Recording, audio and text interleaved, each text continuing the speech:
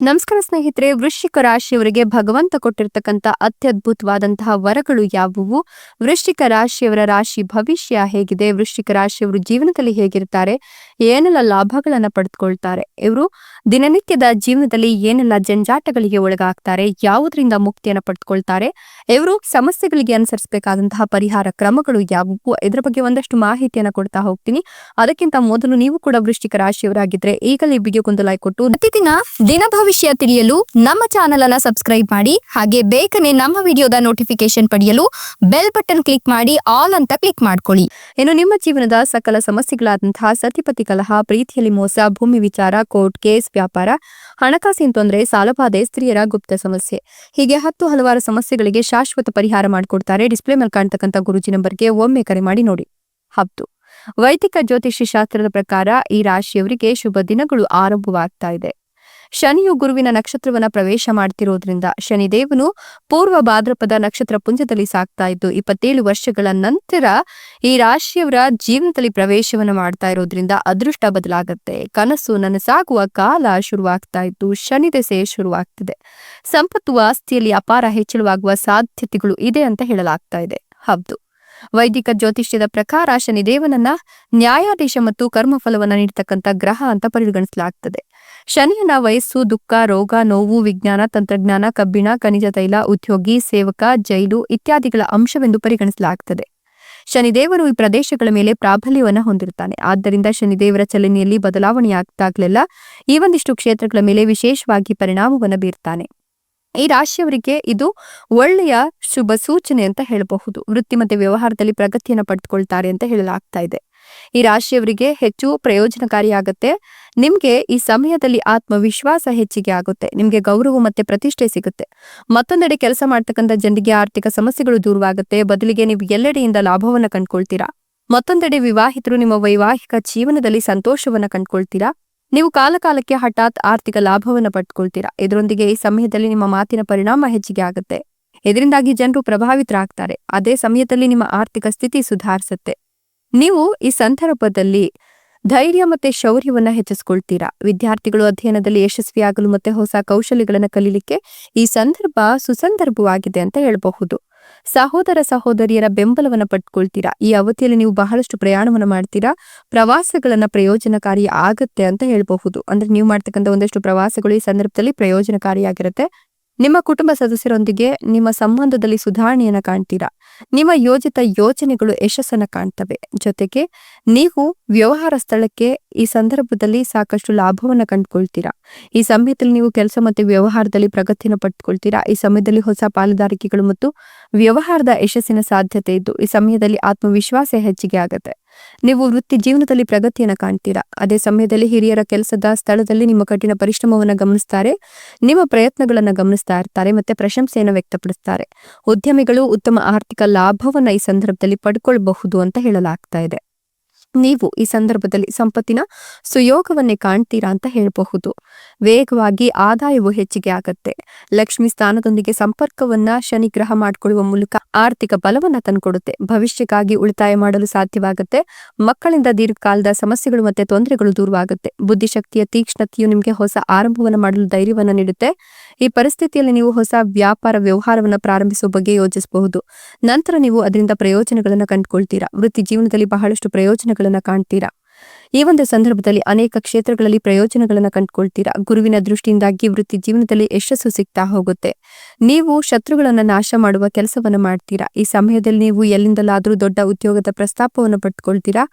ಬಹಳ ದಿನಗಳಿಂದ ಆಸ್ತಿಯನ್ನು ಖರೀದಿಸಲು ಬಯಸ್ತಾ ಇದ್ರೆ ಆ ಕನಸು ಈಗ ಈಡೇರುತ್ತೆ ಅಂತ ಹೇಳಬಹುದು. ಜೀವನದಲ್ಲಿನ ಬಹುಕಾಲದ ಅಥವಾ ದೀರ್ಘಕಾಲದ ಸಮಸ್ಯೆಗಳಿಂದ ಪರಿಹಾರ ಪಡೆದುಕೊಳ್ತೀರಾ. ಹಳೆಯ ಕಾಯಿಲೆಗಳಿಂದ ಪರಿಹಾರ ಸಿಗುತ್ತೆ. ಚರ್ಚೆಗಳಿಂದಲೂ ಪರಿಹಾರವನ್ನು ಕಂಡುಕೊಳ್ತೀರಾ. ಈ ಸಮಯದಲ್ಲಿ ಗುರು ನಿಮ್ಗೆ ಲಾಭವನ್ನು ತಂದುಕೊಡ್ತಾನೆ. ಜೊತೆಗೆ ಶನಿಯ ಪ್ರಭಾವದಿಂದ ಅಣ್ಣ ತಮ್ಮಂದಿರ ಸಹಾಯ ದೊರಕುತ್ತೆ. ಮಂಗಳ ಮತ್ತೆ ಗುರು ಈ ನವಪಂಚಮ ರಾಜಯೋಗವನ್ನ ನಿಮ್ಮ ಜೀವನದಲ್ಲಿ ಸಂಪತ್ತನ್ನ ಹೆಚ್ಚಿಗೆ ಆಗುವಂತೆ ಮಾಡುತ್ತೆ. ಉನ್ನತ ಶಿಕ್ಷಣ ಪಡೆದಿರತಕ್ಕಂಥ ವಿದ್ಯಾರ್ಥಿಗಳಿಗೆ ಈ ಸಮಯ ಅನುಕೂಲಕರವಾಗಿದೆ. ಸ್ಪರ್ಧಾತ್ಮಕ ಪರೀಕ್ಷೆಗಳಿಗೆ ತಯಾರಿ ನಡೆಸಿರ್ತಕ್ಕಂಥ ವಿದ್ಯಾರ್ಥಿಗಳು ಬಹಳಷ್ಟು ಪ್ರಯೋಜನಗಳನ್ನ ಈ ಸಂದರ್ಭದಲ್ಲಿ ಕಾಣ್ತಾರೆ ಅಂತ ಹೇಳಬಹುದು. ಇನ್ನು ಕೂಡ ಮದುವೆ ಆಗಿಲ್ಲ ಅನ್ನೋರಿಗೆ ಮದುವೆಯ ಯೋಗ ಇದು. ಈ ಸಂದರ್ಭದಲ್ಲಿ ನಿಮ್ಗೆ ಒಳ್ಳೆಯ ವಧುವರರೇ ಸಿಗ್ತಾರೆ ಅಥವಾ ಸತಿಪತಿಯರ ಒಂದು ಹೊಂದಾಣಿಕೆ ಚೆನ್ನಾಗಿ ಆಗುತ್ತೆ ಅಂತ ಹೇಳಬಹುದು. ನಿಮ್ಮ ಆರ್ಥಿಕ ಪರಿಸ್ಥಿತಿಯಲ್ಲಿ ದೊಡ್ಡ ಸುಧಾರಣೆಯನ್ನು ನೀವು ಕಾಣ್ತೀರಾ. ಕೆಲಸದಲ್ಲಿ ನಿಮ್ಮ ಆತ್ಮವಿಶ್ವಾಸ, ಬುದ್ಧಿಶಕ್ತಿ ಗಮನಾರ್ಹವಾಗಿ ಹೆಚ್ಚಾಗುತ್ತೆ. ಮಾಡಿದ ಪ್ರತಿಯೊಂದು ಕಾರ್ಯಗಳು ಯಶಸ್ವಿಯಾಗಿ ಸಾಗುತ್ತೆ. ಸಾಕಷ್ಟು ಲಾಭವನ್ನು ತಂದುಕೊಡುತ್ತೆ. ಕುಟುಂಬಸ್ಥರು ಹಾಗೂ ಸ್ನೇಹಿತರ ಸಹಾಯ ಸಹಕಾರದಿಂದ ನೀವು ಅಂದ್ಕೊಂಡ ಕಾರ್ಯಗಳು ಪ್ರಸನ್ನಗೊಳ್ಳುತ್ತೆ. ದಾಂಪತ್ಯದಲ್ಲಿ ಆಹ್ಲಾದಕರ ವಾತಾವರಣ ಇರುತ್ತೆ. ಹೊಸ ಯೋಜನೆಗಳನ್ನು ಪ್ರಾರಂಭಿಸಲಿಕ್ಕೆ ಇದು ಅತ್ಯಂತ ಸೂಕ್ತ ಸಮಯವಾಗಿರುತ್ತೆ. ಉದ್ಯಮಿಗಳು ಈ ಅವಧಿಯಲ್ಲಿ 2 ಪಟ್ಟು ಲಾಭವನ್ನು ನಿರೀಕ್ಷೆ ಮಾಡಬಹುದು. ಸ್ವಂತ ಕಂಪನಿಯನ್ನು ನೀವು ಶುರು ಮಾಡಬಹುದು ಅಥವಾ ವೃತ್ತಿಯಲ್ಲಿ ಸಾಕಷ್ಟು ಬದಲಾವಣೆಯನ್ನು ಕಾಣಬಹುದು. ಈ ಸಮಯದಲ್ಲಿ ನೀವು ಇನ್ನಿತರ ಲಾಭದಾಯಕ ಹುದ್ದೆಗಳನ್ನು ಪ್ರಾರಂಭಿಸ್ತೀರಾ. ನಿಮ್ಮ ಪ್ರಯತ್ನಕ್ಕೆ ತಕ್ಕಂತೆ ಆರ್ಥಿಕ ಜೀವನ ಬದಲಾಗುತ್ತೆ. ನಿಮ್ಮ ಸಾಮರ್ಥ್ಯಕ್ಕೆ ಅನುಗುಣವಾಗಿ ಹಣಕಾಸಿನ ಲಾಭವನ್ನು ಕಂಡುಕೊಳ್ತೀರಾ. ಸಮಾಜದಲ್ಲಿ ಗೌರವ ಮತ್ತೆ ಖ್ಯಾತಿಯನ್ನು ಗಳಿಸ್ತೀರಾ. ವಿವಿಧ ಕ್ಷೇತ್ರಗಳಲ್ಲಿ ಪ್ರಗತಿಯ ಲಕ್ಷಣಗಳಿದ್ದು ಅದೃಷ್ಟ ಲಕ್ಷ್ಮಿ ಮನೆ ಬಾಗಿಲಿಗೆ ಬರುವ ಪರ್ವಕಾಲ ಇದಾಗಿದೆ. ಯಾವುದೇ ವಿಷಯದಲ್ಲೂ ನೀವು ದುಡುಕಿನ ನಿರ್ಧಾರಗಳನ್ನು ತೆಗೆದುಕೊಳ್ಬಾರ್ದು. ಇದರಿಂದಾಗಿ ಹಣಕಾಸಿನ ಅಪಾಯ ಹೆಚ್ಚಾಗುತ್ತೆ.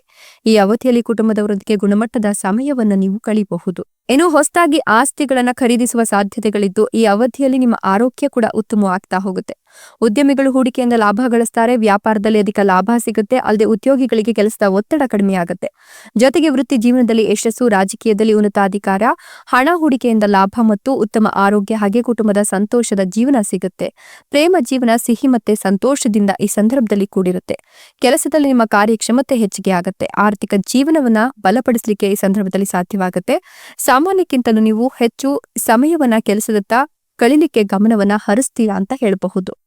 ಇನ್ನು ನೀವು ಈ ಒಂದು ಸಂದರ್ಭದಲ್ಲಿ ಏನಾದ್ರೂ ಹೊಸದಾಗಿ ಆರಂಭ ಮಾಡಬೇಕು ಅನ್ಕೊಂಡಿದ್ರೆ, ಕೆಲಸ ಕಾರ್ಯಗಳಿರಬಹುದು, ವ್ಯಾಪಾರ ವ್ಯವಹಾರ ಇರಬಹುದು, ಅದೆಲ್ಲವೂ ಕೂಡ ಕೈಗೂಡುತ್ತೆ. ಆದಾಯದಲ್ಲಿ ಅಗಾಧವಾದ ಹೆಚ್ಚಳವನ್ನ ಕಾಣ್ತೀರಾ. ಹೊಸ ಆದಾಯದ ಮೂಲಗಳು ಸೃಷ್ಟಿಯಾಗುತ್ತೆ. ಈ ಸಮಯದಲ್ಲಿ ನಿಮ್ಮ ಖ್ಯಾತಿ ಹೆಚ್ಚಿಗೆ ಆಗುತ್ತೆ.